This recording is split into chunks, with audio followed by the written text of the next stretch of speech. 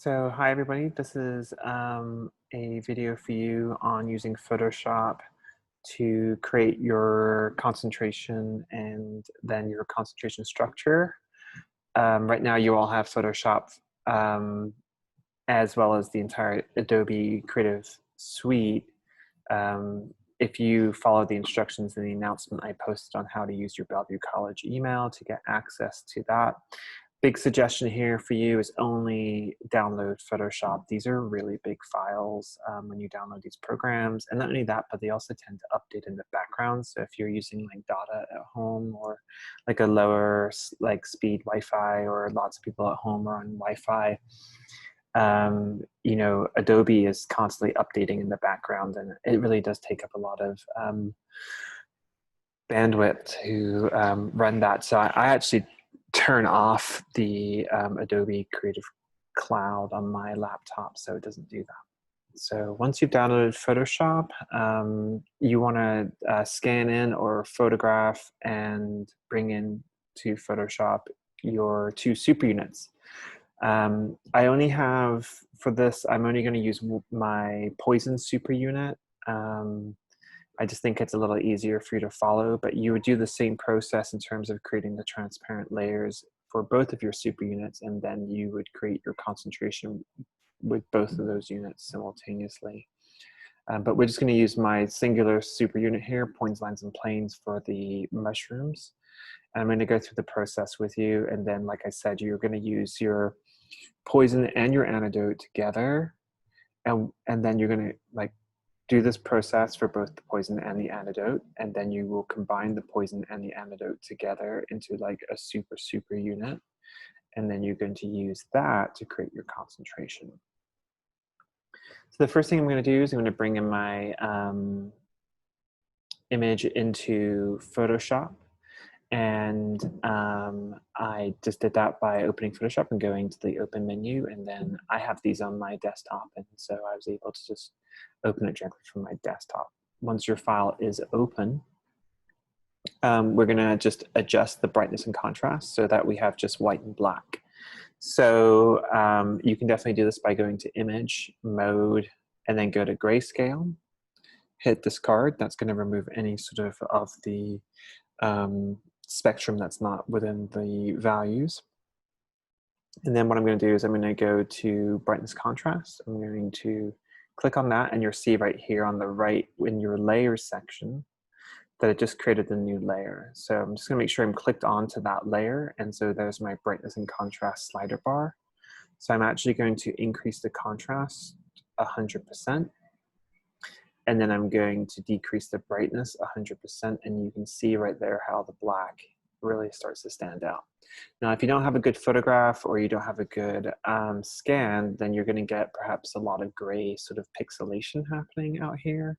So there, I would just try to find like where you can have a good strong line and have as much clean white as possible. So once you have done that, easiest thing to do would be to go to Layer and just merge the visible layers together. Okay, and so now we're going to start to create our transparent image. And I'm going to use this layer that I'm on. I'm going to go over here to the left where I have all these tools, and I'm going to select the magic wand, which is this tool here, and just click on it. And then up here at the top, you have like your point sample and your tolerance.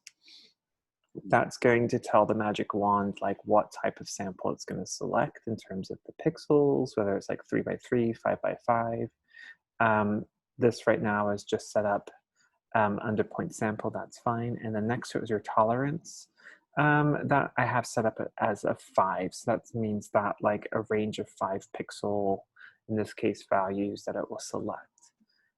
So if your tolerance is too high, it's going to select everything. If it's too low, it's not going to select anything. So I would play around with that number if you're finding it hard to select enough information per each selection. So I'm going to go in, I'm just going to select by clicking on the image. Okay, and then once I've done that, I'm just going to hit delete. And I can see now that most of the white has been deleted. Over here, there's not the same sort of proficiency, and that is honestly probably because there might be some other sort of mixtures of white and gray happening in here.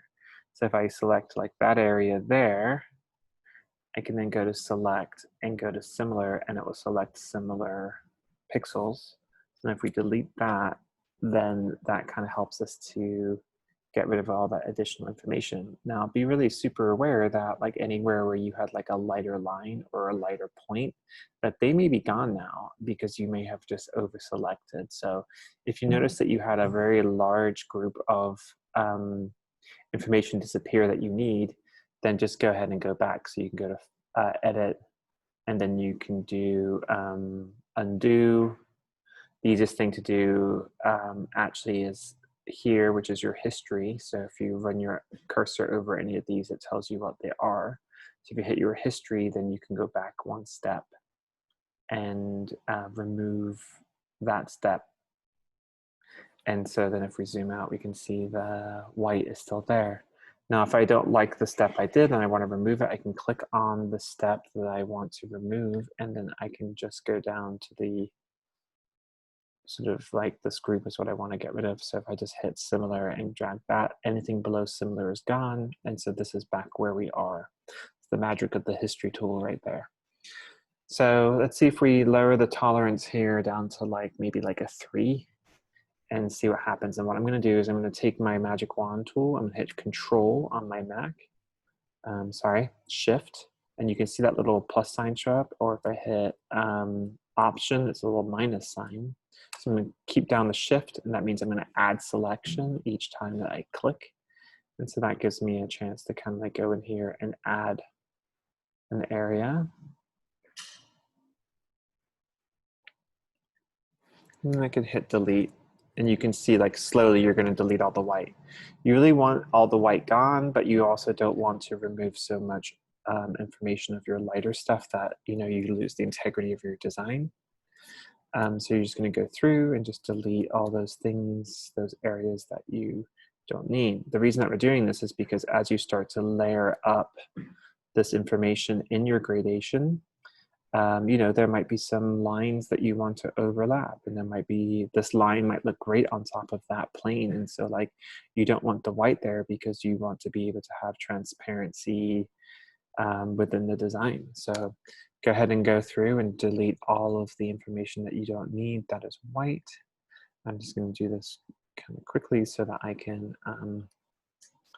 move on. So I'm going to go in, select that, and I just increase the tolerance so it's picking up more pixels.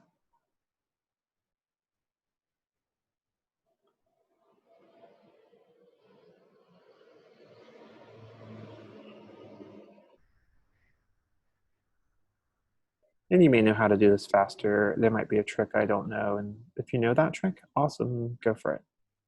No worries at all.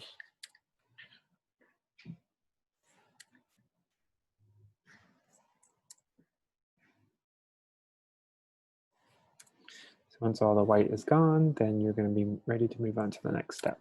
Okay. So now I've gotten rid of all of the white. And so what I'm going to do is I'm going to create a new image, so File, New. I'm going to go over here to, I've been doing this a little bit, so it's already showing up as a custom, but over here in Preset Details, I'm going to name this file, so it's going to be concentration. Width is 12, height is 9, resolution is 96, because 96 is the same resolution as your screen. And then you're going to go to grayscale, keep it as 8-bit. For background contents, you can keep it as transparent, or if it's not on transparent yet, go ahead and make it transparent and then just hit create. If I go back to this file here, before I transfer this information to my new file, which is what we're going to do, I need to check that their size is the same or similar. So we're going to image size under the image menu. So we can see that it's 9 by 6 at 144. So we want to make this 12.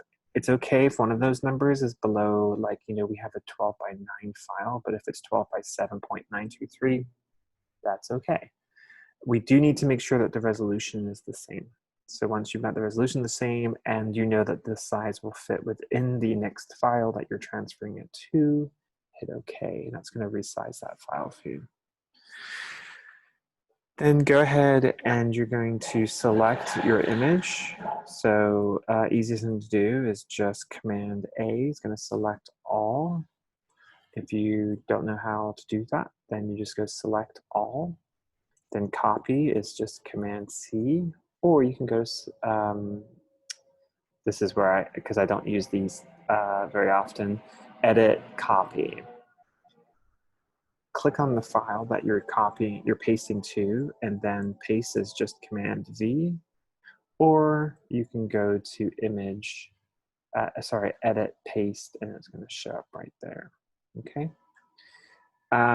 So the first thing to do that's kind of helpful for us here is then to go back to select all, select transform selection, or if you know your hotkeys, then go ahead and use those hotkeys.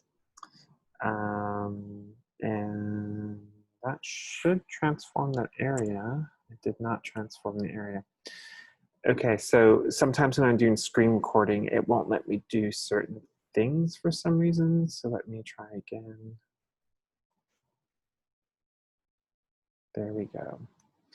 So I hit select all, transform, and then that's going to let me move this around and look at the whole image. I just shrank it a little bit. I'm going to deselect it by going to select, and then you can hit deselect layers like that. Or you can just go to deselect, sorry. Or you can just go Command D. Now the reason I wanted to do that was to make sure that I didn't have anything on the outside out here that might be a remnant from my scan in. And watch what I'm going to do. I'm going to go over here. I have all these layers. I'm going to hit plus to create a new layer. I'm going to drag it underneath layer 1. And I'm going to go over here to the paint bucket. And down here are my colors. If I just click on my colors and I can select a color. Sorry, install things happening. So I can move this around to select the color. I'm just going to select white.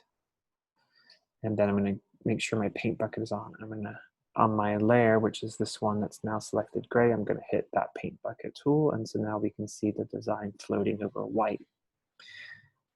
So then what I'm going to do is this is just some remnants from the scanning process. So I'm going to, oops, make sure I'm on the right layer. So layer 1, I'm going to delete that. And I'm going to delete this so it doesn't keep showing up, because we're now going to duplicate this many times. So we don't want it to show up again and again. So this is the point where, like, if where you would go and you would make your second super unit transparent and then bring it in so you're working with both of them simultaneously. Okay, so say I had done that and I moved in my second layer. So what I'm going to do to mimic that is I'm going to duplicate this layer. So now I have 2 layers that are both super units here. So I'm going to combine them into like a super unit. So for y'all, this will be your poison and your antidote. For me, I'm just using my poison. I guess I'm just like that, dark. I have to have double poison. So I'm going to find a way that I have the 2 super units interacting that I think is really working well. Now, what you want to watch out for is don't let it go off the page. See how mine's going off the page up there, because it's going to get cut out. So instead, you can go ahead and you want to keep this moment when you're combining your super units. You want to keep them within the structure of the page. So what I'm going to do is I'm just going to go in and I'm going to move the first layer lower, and then I'm going to grab my second layer and move that down until I find an arrangement between my 2 super units that I think is pretty exciting. So I think that looks really kind of cool. So now I'm going to take layer 1 here, and I'm just going to right click on it. So for me on my laptop, it's just control click. If you're on a mouse, then you just right click, and I'm going to merge them down. So now when I move this, it's going to move both of them simultaneously. So that is my two super units combined into one super unit. Now we're going to do our concentration to a line, or concentration away from a line, or concentration to a point, or concentration away from a point. So we're going to do with mine, I'm going to do concentration to a line. Okay, so your rules say that you can change sort of like the size of your super units and the layering, but you can't like go in and erase a bunch from your original design. It has to all be your original design, but you can rotate, you can flip, you can do anything that you want to do, even change the size, but you cannot go in and alter the original design. So what I'm going to do is I'm just going to go and I'm going to duplicate my layers here. Boop, boop. And now I can move this.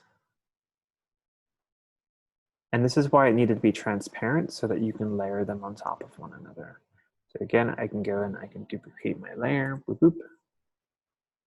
Again, I could do something like this. Okay. And one of the biggest tricks for like concentration really is having some information that tells us that not everything is moving to that line or that point.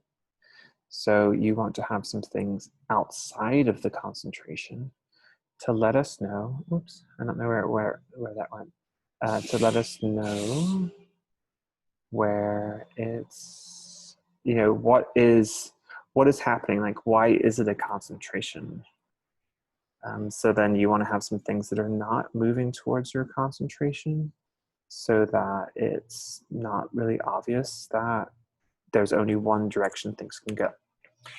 But again, you do want to have that sort of like quantitative feeling of concentration. So one of the things that I think is kind of neat is like just building many, many layers on top of one another. And then you can take these and then combine them and then duplicate that. And now you can move all of those at once. And so now you can see how you can build up your concentration. So you have to use your super unit, the combination of the two super units, you have to use it at least 10 times, but you can't use it more than 50 times. And you need to make sure that we get a sensation that something is either going to a point, away from a point, to a line, or away from a line. Once your concentration is complete, you're going to go to File and save it.